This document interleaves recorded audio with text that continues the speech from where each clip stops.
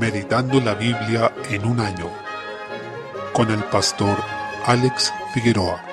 Día 3, mes 5, Jueces capítulos 17 y 18. En esta sección notamos la decadencia espiritual y la desobediencia generalizada que había en Israel en el periodo de los jueces, cuando no había rey y cada uno hacía lo que bien le parecía, según nos dice el versículo 6, lo cual es una frase que se repite como un lema a lo largo de este libro. Se nos habla de un hombre llamado Micaía, que luego de confesar que había robado a su madre, es encomendado a realizar una imagen de fundición con ese dinero. Dice en el versículo 3, he dedicado el dinero a Jehová por mi hijo, para hacer una imagen de talla y una de fundición. Su madre hablaba de dedicar esto al Señor. Ocupa el nombre de Dios del pacto, que es Jehová. Es terrible encontrarse en esta situación, cuando creemos estar haciendo cosas para y en el nombre de Dios, pero que en realidad no son conforme a su voluntad. La madre de Micaía está dispuesta a hacer algo que Dios mismo prohibió explícitamente en el segundo mandamiento. Ella pretendía hacer la voluntad de Dios y agradarle, desobedeciéndolo a la vez y contraviniendo sus expresos mandatos. Micaía hace un efod, que pareciera que se le atribuyeron propiedades espirituales, que despertaron la superstición de la gente de Israel. El efod era una vestimenta sacerdotal que tenía que ser ocupada en el servicio expiatorio, pero ellos la vieron de otra manera, como un elemento supersticioso. Micaía se encontró con un levita que venía de Belén de Judá, forastero en ese lugar, y lo tomó como sacerdote personal. Esto es algo muy típico del culto pagano y de la religión que es centrada en el hombre. La religión humana se centra en lo particular y se olvida de la parte congregacional. Define de propia cuenta cómo Dios debe ser adorado, cómo se ve a Dios y los rasgos de la propia espiritualidad. Eso es lo que acepta el levita. Comienza a oficiar como un sacerdote personal de este hombre. La ley de Dios se empieza a mezclar con costumbres de pueblos paganos, a pesar de que estamos observando al pueblo que había entrado a la tierra prometida, recibido la ley y que vieron las maravillas de Dios en la conquista. Sin embargo, esta generación se olvidó del Señor. Este episodio tuvo que haber ocurrido bastante temprano en el periodo de los jueces, dado que en el capítulo 18 se observa la consecuencia. Hombres de Dan venían migrando, probablemente presionados por las incursiones de los filisteos, buscando un lugar donde vivir. Ellos estaban en un sector aledaño a este pueblo y terminaron yéndose hacia el norte de la tierra prometida de Canaán. En ese trayecto se encontraron con este levita y lo tomaron también como un sacerdote para ellos, como alguien que es funcional a su culto particular. Este levita finalmente es un mercenario religioso que se vende al mejor postor. Él va donde le paguen, donde se le mantenga para hacer un culto, aunque no sea conforme a la palabra de Dios, según lo que le pidiera la gente, sin preocuparse de la ley ni de lo que el Señor ha ordenado en su voluntad perfecta. En Dan se tuvo una imagen levantada de talla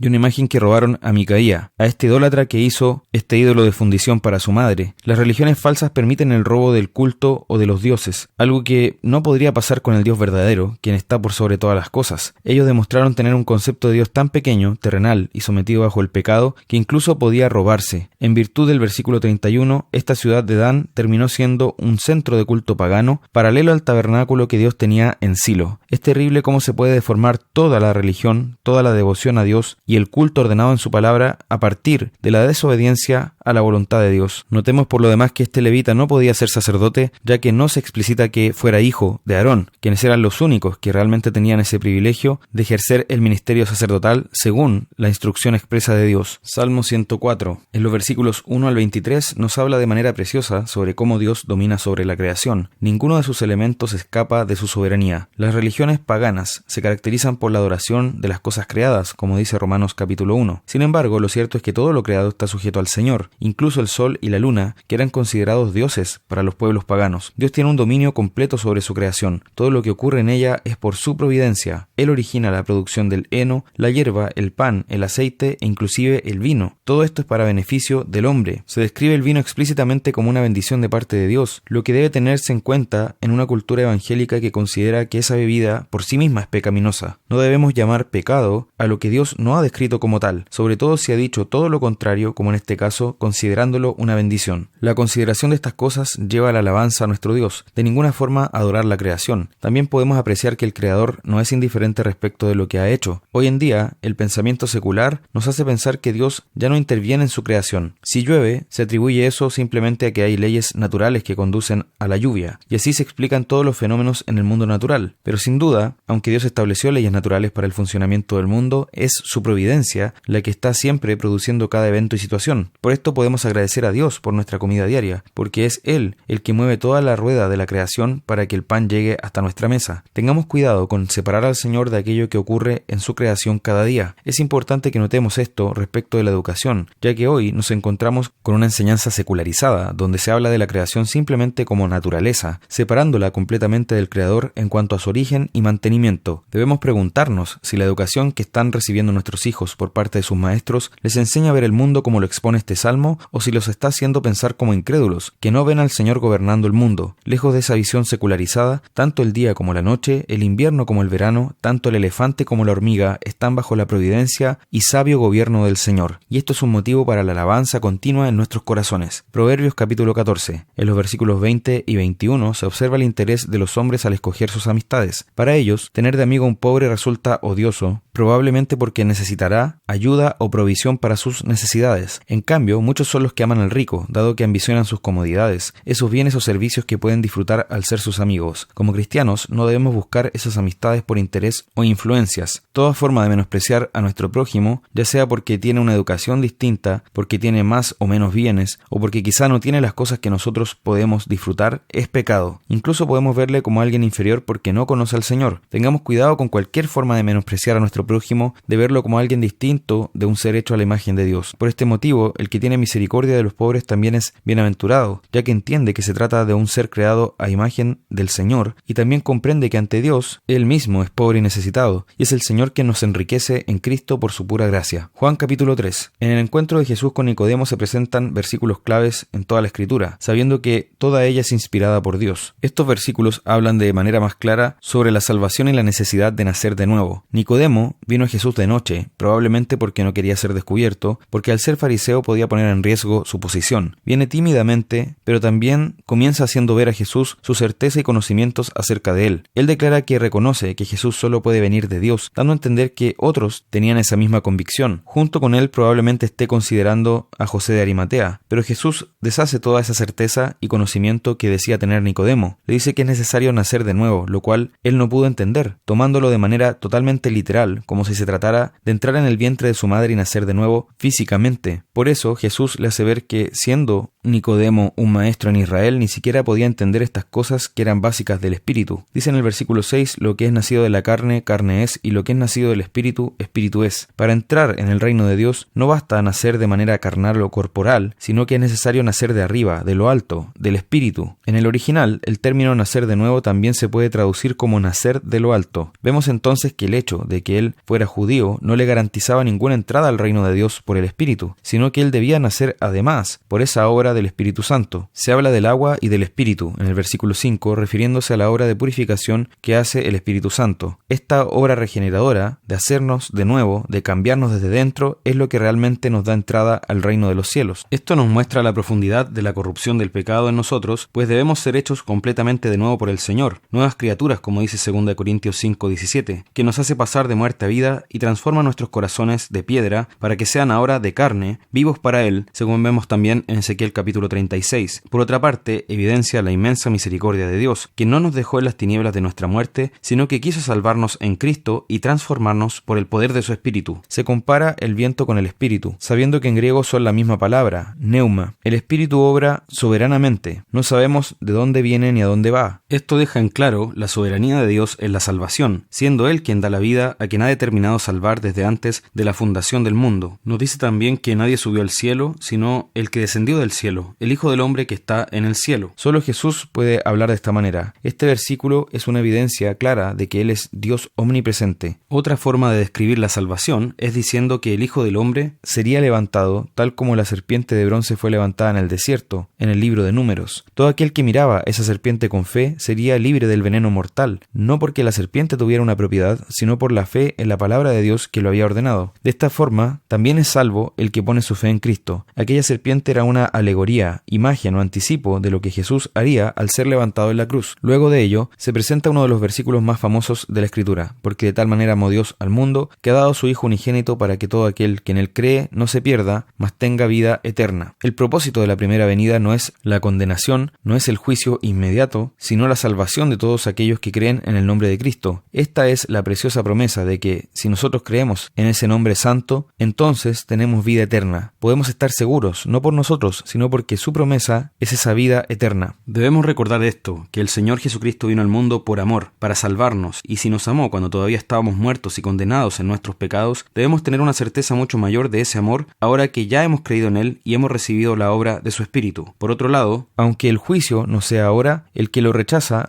desprecia su testimonio y por tanto ya ha sido condenado, porque no ha creído en el nombre del unigénito Hijo de Dios. Vemos algo que se va a repetir durante todo este evangelio, que la luz vino al mundo y los hombres amaron más las tinieblas que la luz, porque sus obras eran malas. Este versículo condensa todo lo que dice este evangelio. En cada pasaje de este libro, tomado como una unidad, vamos a ver a Jesús como el que ha venido de Dios al mundo y a los hombres como los que aman más a las tinieblas y no a la luz, ya que sus obras son malas. Pero también hay otros que, como dice el versículo 21, practican la verdad. Estos son los que vienen a Cristo para que el Señor los alumbre con esa luz que ha venido al mundo. Recibamos a este Señor y tengamos esa gratitud en cada momento porque Él ha venido al mundo para salvarnos por medio de la fe.